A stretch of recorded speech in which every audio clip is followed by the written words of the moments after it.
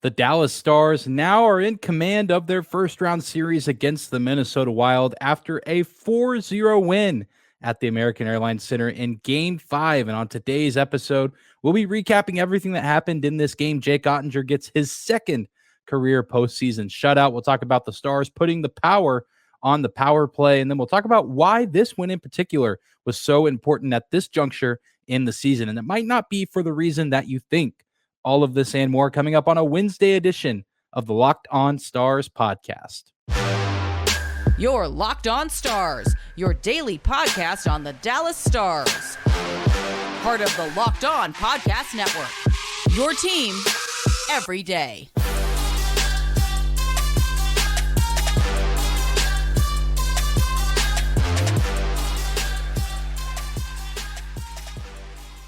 Bing bong. Howdy, Stars fans. Welcome back to the Locked On Stars podcast, the only daily podcast covering the Dallas Stars, part of the Locked On Podcast Network, your team every day. I'm your host, Dane Lewis, your local expert on all things Dallas Stars hockey, coming to you on this Wednesday, April 26th. And today's episode is brought to you by Gametime. Download the Gametime app, create an account, and use code LOCKEDONNHL for $20 off your first purchase. And whether this is your first time here or you are a recurring listener, thank you for stopping by and making Locked On Stars your first listen every single day, for being an everydayer, as we like to call the people around here who tune into this fine show. Be sure to subscribe to the show, whether that be on YouTube or your favorite podcasting platform of choice. We're always free and available, no matter where or how you choose to listen. And if you're just now finding the show, welcome. We do daily Dallas Stars content here Monday through Friday. And here in the postseason, every now and then we'll do a little bit extra. Likely going to be an episode on Saturday recapping what goes down during Game 6 on Friday night. But we'll get to that when we get there. But now we got to talk about Game 5. The Dallas Stars are now up 3-2 in this first-round series against the Minnesota Wild after a commanding 4-0 win. And it really just begins and ends with Jake Oettinger, who gets his second career postseason shutout, the only other one coming in last year's playoffs against the Calgary Flames in Game 2 in the Saddle Dome. So now Jake Oettinger gets his first shutout of the postseason at home in front of a sellout crowd at the American Airlines Center. Pretty special moment for a 100% special player. I mean, we've known that Jake Oettinger is a phenomenal goalie and an even better postseason goalie, and he continues to prove that. A shaky game in Game 3, but now he really is on an upward trajectory, which is to be expected with Jake Oettinger. We'll see him have a bad performance, but typically those are followed by some of the best performances of his respective seasons or of his career. And this performance on Tuesday night, certainly one of the most memorable here over the past few weeks. The Stars knew that this was a must-win game, and their most important player brought his A game to the table, saving all 27 shots he faced, including 6 on the power play for the Minnesota Wild. The Wild just had zero answer for Jake Oettinger in this game. 27 shots certainly isn't a low volume of shots, but also not a ton. Sometimes here in the postseason, you expect the shot totals to get pretty high, and we've seen them get pretty high during this particular series. But both teams, both under 30 shots on goal in this game. But Jake Oettinger unfazed by everything that he faced, looking as good as he's looked all postseason and debatably even all regular season long. And this is one of those losses that just absolutely can juice up the team that wins, but can also be monumentally deflating for the team that loses. I mean, I feel like the momentum was already kind of tilted in the Stars' favor after, stealing Game 4 up in St. Paul. Things then kind of feel up in the air, but now Jake Oettinger, not just with the win, but a shutout win, feels like he's done a lot to, get the air out of the tires for this Minnesota team. And at the same time, given just a plethora of energy and a ton of extra life for the Dallas Stars in this series moving forward. I feel like it's just monumental at both sides of the spectrum, and the Stars are going to be in a much better position moving forward because of a win like this. Not just because they got the win, but the manner in which they got it matters so much and is such a big deal for this team moving forward. And Jake would love nothing more than to finish this series off in his home state of Minnesota in a building that he's played in, even during his high school days. Probably grew up going and watching Minnesota Wild hockey games. You know that he would love nothing more than to go and get this win and clinch the series for the Dallas Stars in front of, I imagine, a lot of family and friends. And we know that he's probably excited to get back there after what he did in Game 4, shutting down the Minnesota Wild. I know a lot of people said that they feel like he did steal that game, which, I mean, I totally can see that angle. I didn't necessarily feel that way just because I know he did get the insurance, but I know a lot of people did feel that way. And I think that there is an argument to be made. So I won't full on disagree. But I mean, if there was ever an opportunity to officially steal a game where everyone watching unanimously says, wow, this number 29 guy, this Jake Oettinger kid is pretty darn special, as if we don't already know that already. Game 6 would be an opportune time to do that. And maybe you can make an argument that he did it in this game as well, although he was getting the offensive insurance that he does need to be successful, but also keeping the team off the board for the entire 60 minutes is pretty impressive. And you don't see that a ton in the postseason unless you're dealing with the out-of-this-world elite goalie, which the Dallas Stars certainly do have that on their hands here with Jake Oettinger.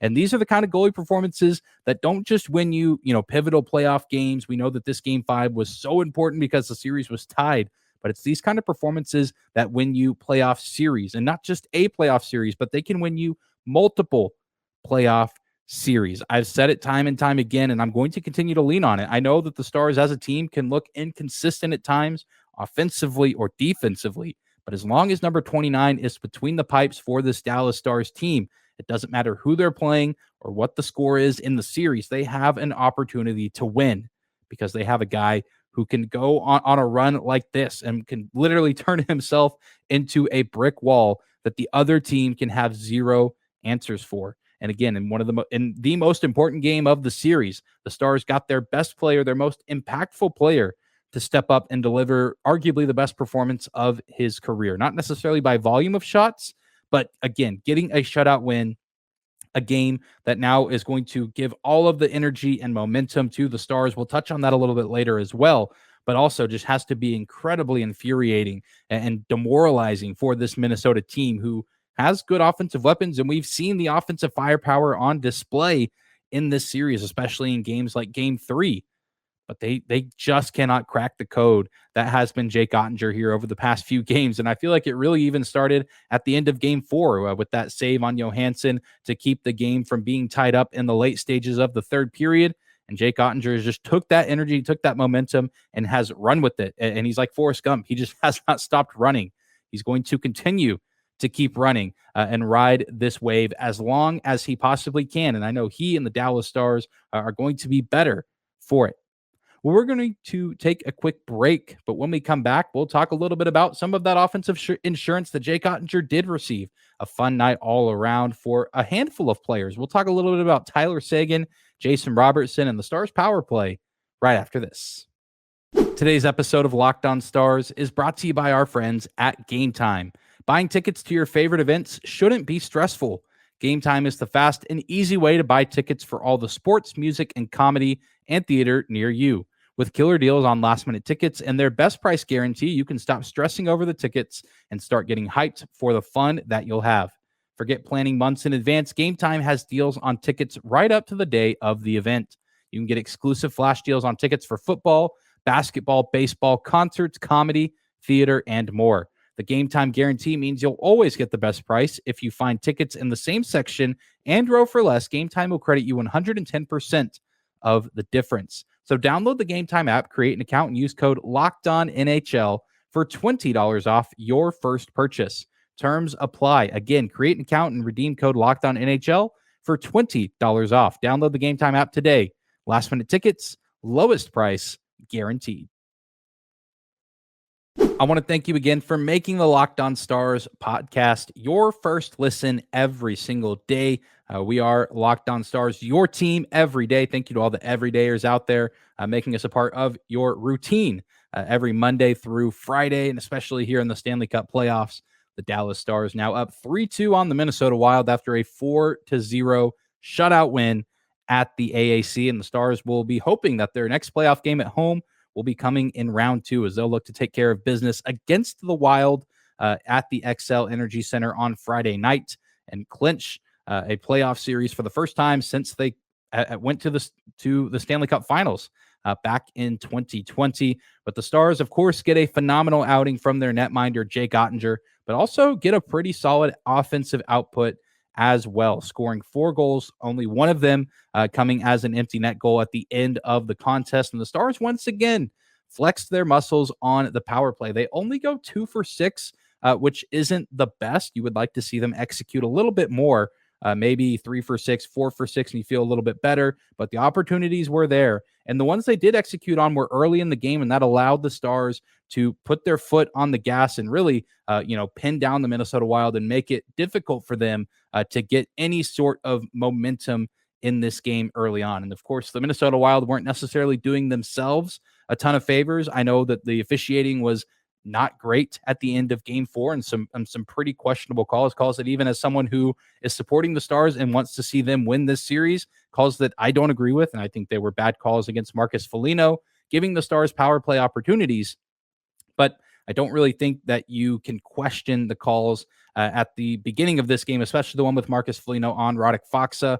At least the 5-minute major, maybe the game misconduct was a little bit much, but I think that really did help the Dallas Stars in this situation because once Foligno left, that team just looked lifeless, which is odd because we know that Minnesota has plenty of other players that are leaders on that team, both just in terms of how vocal they are and the way they play, but also how skilled they are, which was just weird to see, but not a great start for Minnesota. But Dallas was able to take advantage by scoring on the power play only once after that 5-minute major. And then eventually they do commit a penalty of their own, leveling it at 4-on-4, not really getting the most out of that 5-minute major penalty that they probably would have liked to get, but it was a start. And then they eventually did find a way to connect on another power play opportunity, which was absolutely massive to be carrying that double-digit lead, or that multi-goal lead, rather, early on in the game, establishing themselves as the front runner and really, putting their foot down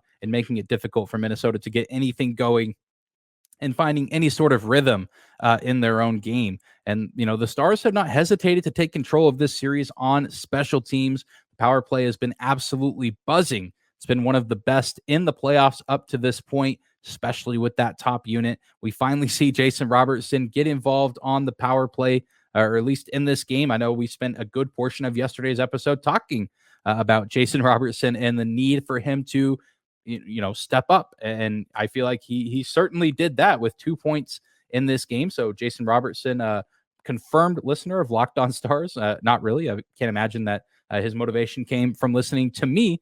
But it is a refreshing sight to see Robertson have this multi-point game, to see him get involved on the Stars power play, and again, giving them that crucial multi-goal lead early in the game through the halfway point of the first period. And Tyler Seguin, also a big-time goal, getting the Stars on the board within the first 3 minutes of the game. Both of those guys deserve a ton of credit. Seguin especially continues to be phenomenal, filling in for Joe Pavelski, who I feel like is going to be coming back soon.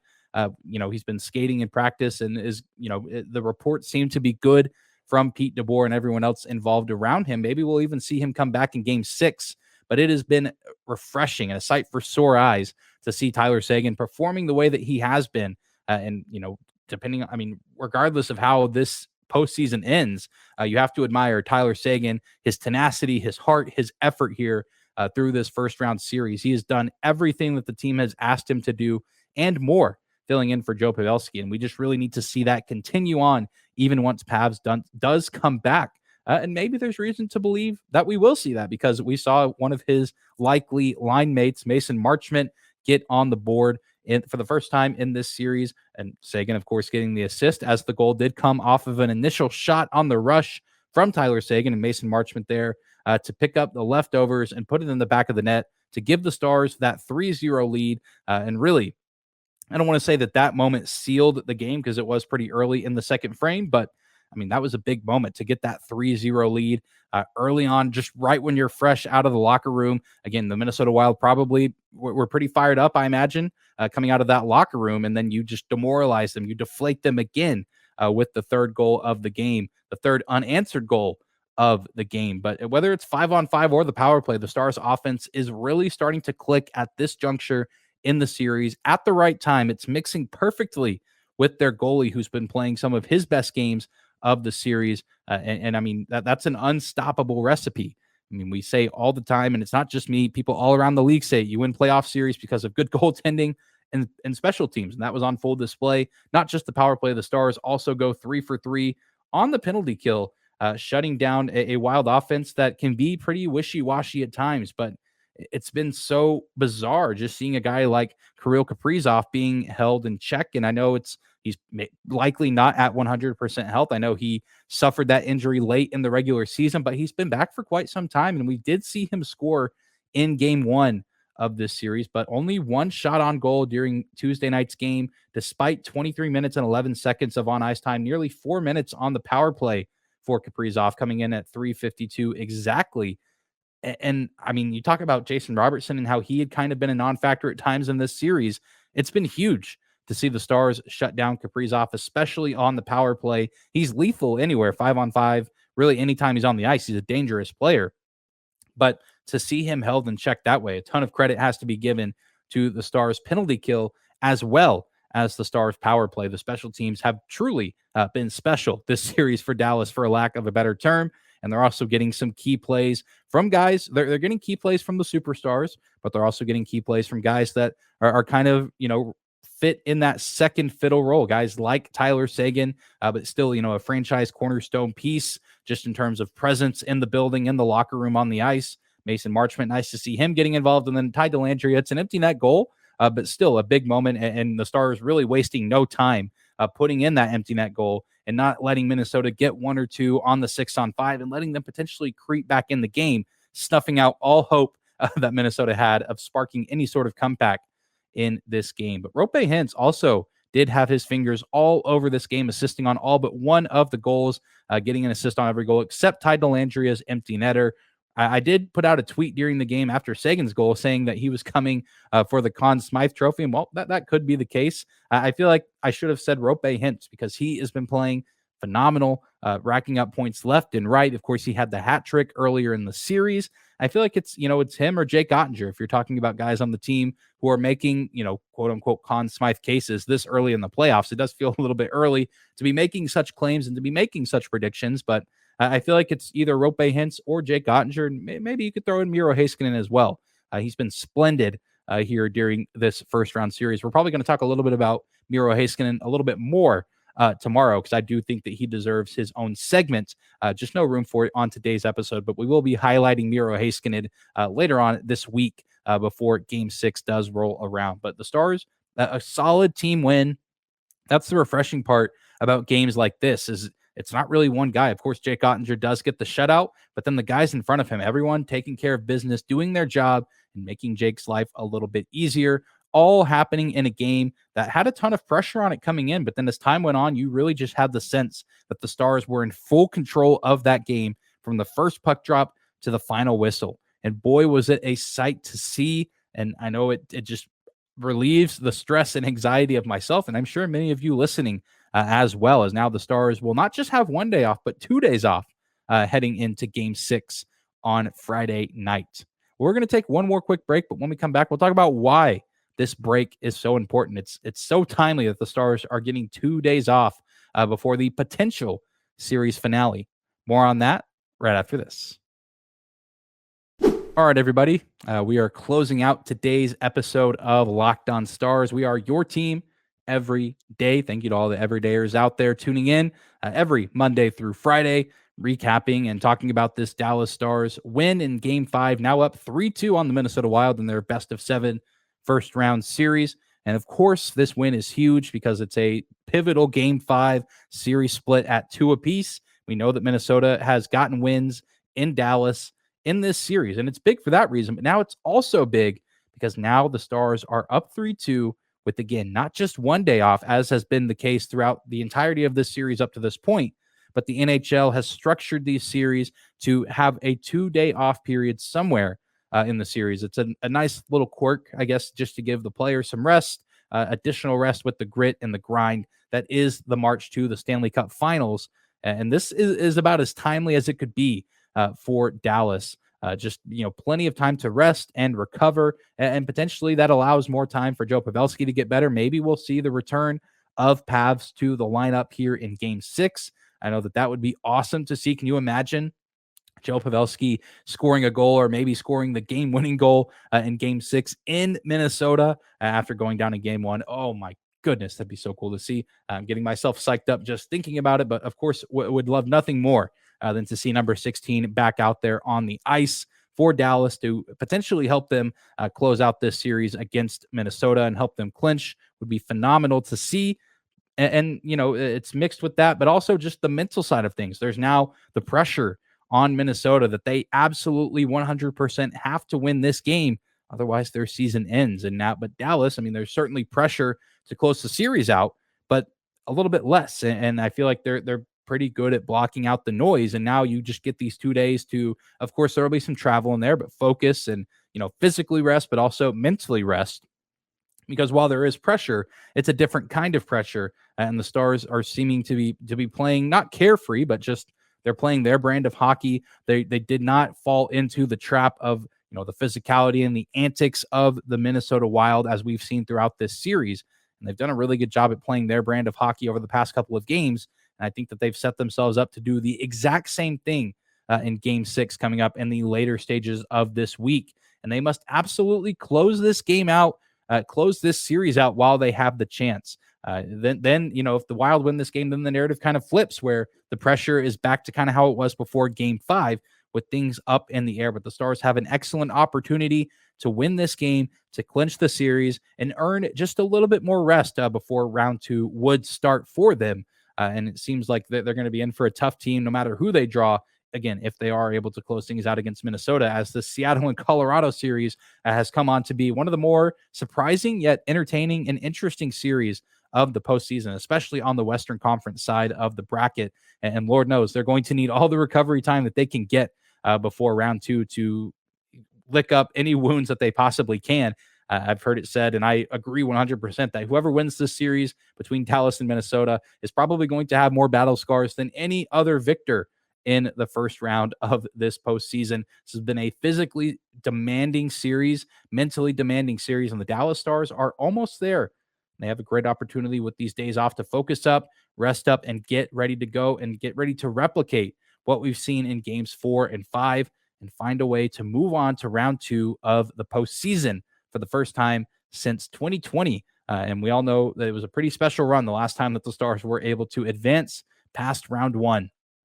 And I mean, it's obviously not a given that their path is paved and everything becomes easy after this series. But this is one of those series with just how intense and demanding it's been. You kind of get the sense that if you can win this series, you can hang with anybody, especially on the Western side of this bracket. I feel like no team has truly established themselves as the clear favorite on this side of the bracket. I know, and even out east, I mean, there's been some really tight and intense series.